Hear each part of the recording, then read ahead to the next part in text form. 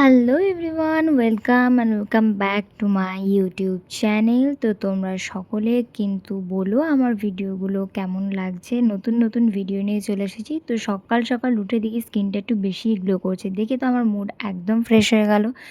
তো ঝটপট আমি এখানে বিছানাটা গুছিয়ে নিচ্ছিলাম, সুন্দর করে আমার সফটওয়্যারগুলো সাজিয়ে নিচ্ছিলাম। আজ কিন্তু মাকে নিয়ে একটু বেরোতে হবে।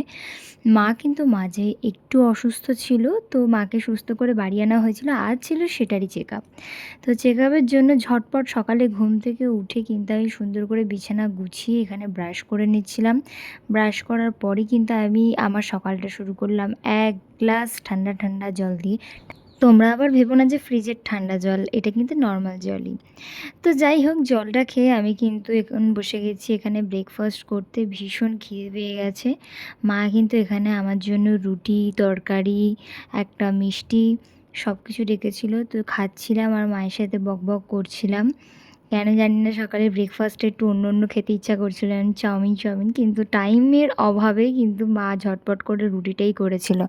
তো আমিও বেশি আর নখরা না দেখিয়ে ঝটপট খেয়ে দিয়ে চলে এলাম রেডি হতে। আজ আমি এই ড্রেসটা করে যাব, এইভাবে যাবো আজ আমি হসপিটালে। তো ড্রেসটা কেমন আমাকে কিন্তু অবশ্যই জানিও। তো এবার আমার এই কালো মুখটা একটু সাদা বানানোর পালা। চলো, আমি প্রথমে একটুখানি ন্যাপকিন দিয়ে মুছে নেবো সুন্দর করে মুখটা। তারপর আমি আমার ম্যাজিক বক্সটা বার করব। ম্যাজিক বক্সের ভিতর দেখা যাক কী কী আছে আজকে। তো ম্যাজিক বক্সের ভিতর আছে একটা সানস পাউডার ল্যাকমির, আর আমার ছিল সানস্ক্রিন। প্রমোট করব না, তো চলো সানস্ক্রিন আর সানস পাউডারটা সুন্দর করে মুখে মেখে নেওয়া যাক। প্রথমে কিন্তু সানস্ক্রিনের পালা। আমরা কিন্তু প্রথমেই টিস্যু দিয়ে মুখটা মুছে নিয়েছিলাম, তাই আমরা সানস্ক্রিনটা একেবারে অ্যাপ্লাই করতে পারি। তো সুন্দর করে সানস্ক্রিনটা অ্যাপ্লাই করে কিন্তু এখানে সানস পাউডারটা দিয়ে নিচ্ছিলাম। একটু মানুষ মতো লাগছে আমাকে গাইস, নাহলে তো আমাকে কালো ভূতনি লাগছিল। যতই মুখটা গ্লো করুক সকাল সকাল, সেই আস্তে আস্তে কালোই হয়ে যায়। তো ঠোঁটটা একটু হালকা একটু কেমন শুকনো শুকনো লাগছিল দেখে আমি কিন্তু অল্পর মধ্যে একটু লিপ বাম লাগিয়ে নিয়েছিলাম, যেহেতু ডাক্তারখানায় যাচ্ছিলাম, কোনো ফ্যাশন শো নয়। তো চলো, আমি একদম রেডি। এবার চুলটাও রেডি করে নিলাম। নর্মাল জাস্ট তুলে বেঁধে নিয়েছি এই গরমে, না আর চুল ছাড়তে ফাড়তে ইচ্ছা করলো না। তো যাই হোক, আমি তো একদম রেডি। তার সাথে একটু পারফিউম দিয়ে নিলাম, নাহলে গাইস গায়ের গন্ধে কেউ টিকতে পারবে না। তারপর আরও একটু জল খেয়ে নিলাম। চলো গাইস, তারপর মনে পড়লো যে আরে আমি তো সানগ্লাস নিইনি, সানগ্লাস না নিলে তো এই গরমে আমি উপরে চলে যাব। তো যাই হোক, সানগ্লাসটা পরে নিলাম। এমনিও আমাকে ভালো লাগে দেখতে, মুখের থেকে একটু আমি এখানে রেডি।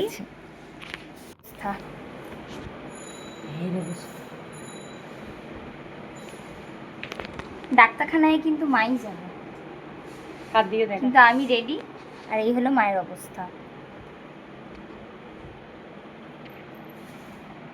তাড়াতাড়ি করবে।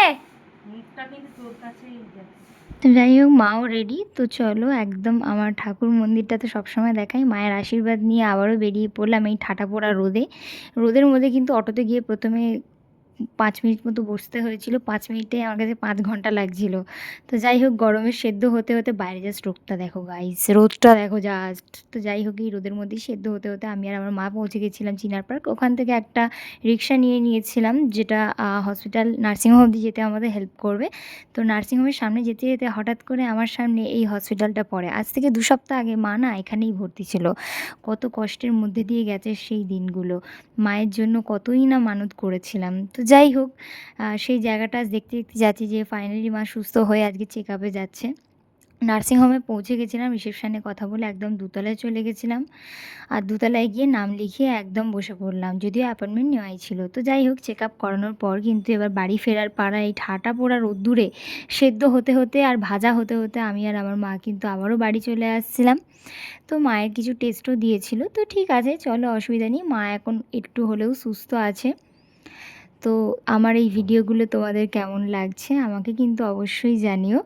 আর এই গরমে তোমাদের কেমন লাগছে থাকতে, এটাও কিন্তু অবশ্যই জানিও। গরম কেমন পড়লো তোমাদের ওখানে, বিভিন্ন জায়গা থেকে বিভিন্ন সবাই দেখছো, আমাকে অবশ্যই জানিও তোমাদের কেমন লাগলো। দেখা হচ্ছে নেক্সট কোনো সুন্দর ভিডিওতে। বাই।